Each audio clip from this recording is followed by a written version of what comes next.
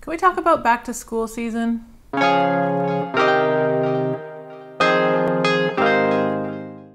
filming this on September the 6th, which means that tomorrow is the first day back to school.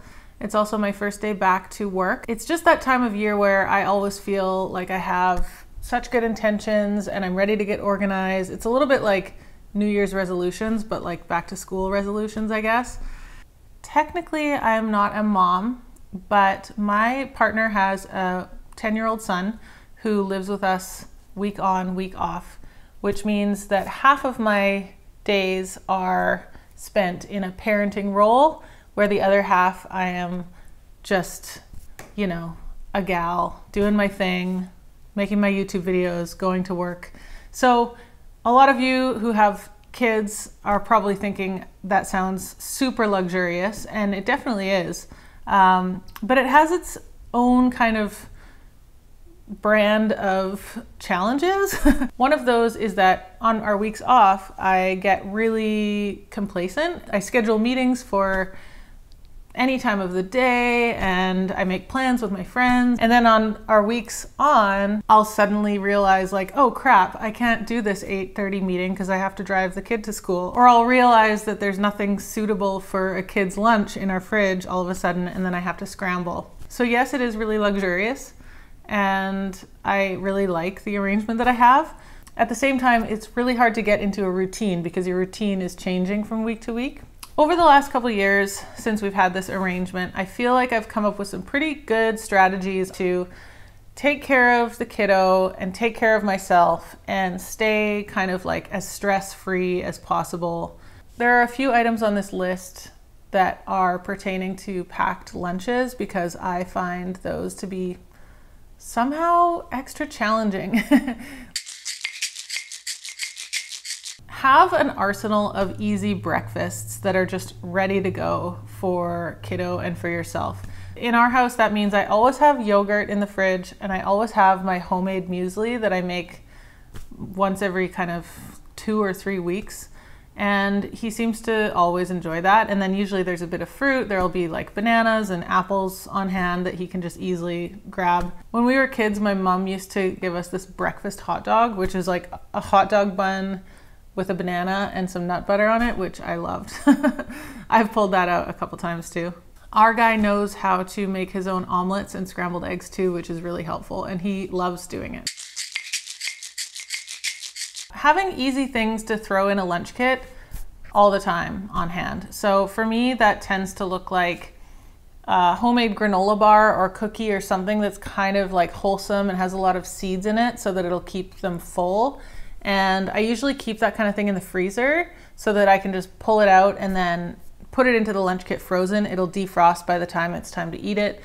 And it helps to keep things in the lunch kit cold too, because sometimes you don't have any ice packs. So that's one of those kind of like all-purpose hacks that I really like. Another thing I like to throw into lunch kits is what I call a power pack, which is like a collection of sunflower seeds and pumpkin seeds and raisins, which are all things that he really likes. It's just a tiny container and then he can just pop that back in case of emergency. It's just really good for those long school days when he gets really, really hungry at like 4 o'clock. Checklists are awesome. Put them on your walls. Have a nighttime routine checklist that you can put on the bedroom wall. Have a before we leave the house checklist that you can put on your front door. It's just amazing how often we can forget things when we have so many other things on our minds.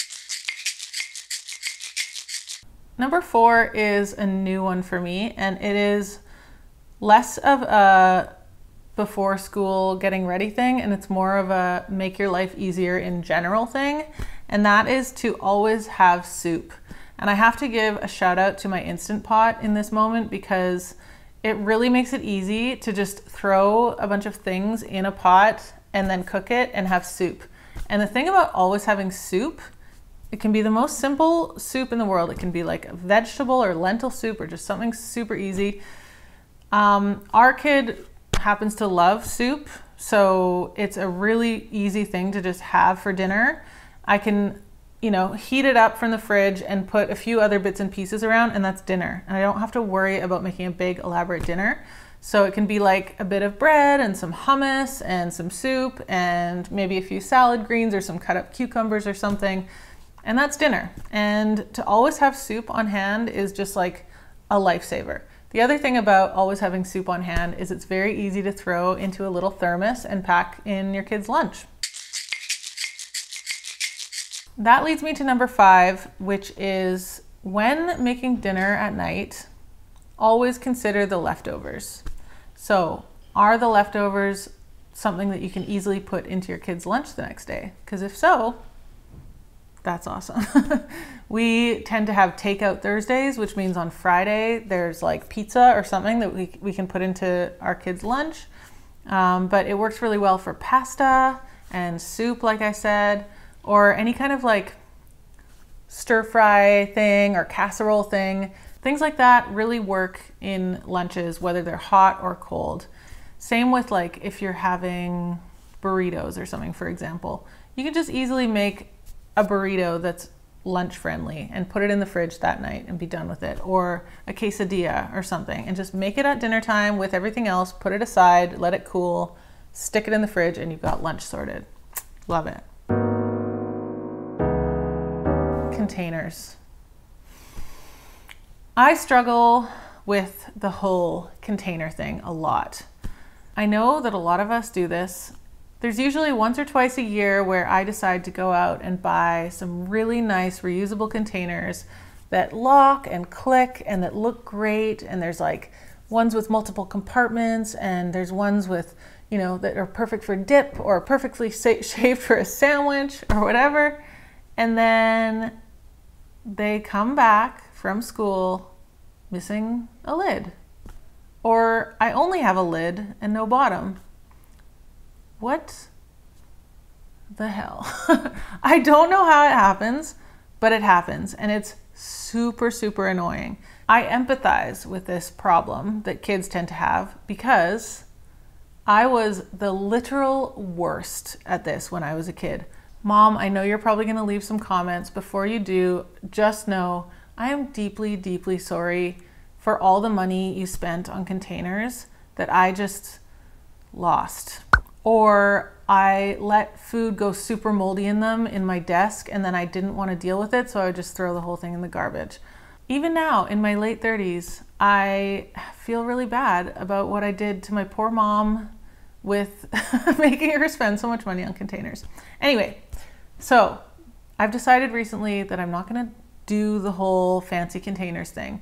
I'm going to only use crappy sour cream containers and crappy yogurt containers and shove them into the lunch kit. And if they come home, they come home. And if they don't, they don't. And I'm just not going to feel guilty about it. I'm not going to worry about it. And I'm just going to move on with my life. What number are we on? Teach your children about priorities. He can do whatever he wants in the morning as long as his priorities are completed. And his priorities are, you know, getting himself ready for school, eating his breakfast, brushing his teeth, getting his lunch in his lunch kit. Sometimes it's even getting your shoes on and tying them up and being like at the door with your backpack on, because I'm sure some of you can relate that, you know, a kid might be ready, and then when you say, okay, we're leaving, and your shoes are on and you're at the door, they take for freaking ever to get their shoes tied up, or like walking down the stairs, they're just dragging their heels. Do a little night before prep. The two things that often derail us in the morning are lunch and laundry. So there are times when we wake up and Buddy's like, I don't have any pants. And that really sucks because there's no time to do laundry in the morning. So we're really trying to get in the habit before bed of saying, okay, get your clothes organized, or at least check that you have clothes for tomorrow, and get your lunch semi-organized, because nobody wants extra stress in the morning, especially when we have a million things to do and awkward schedules to work around and transit to deal with and traffic and just, you know, let's just make this as easy as possible and as smooth as possible and try and go about our lives with minimal stress and maximum enjoyment. That's all I've got for you. I hope you enjoyed this episode, and I look forward to seeing you again in the next one.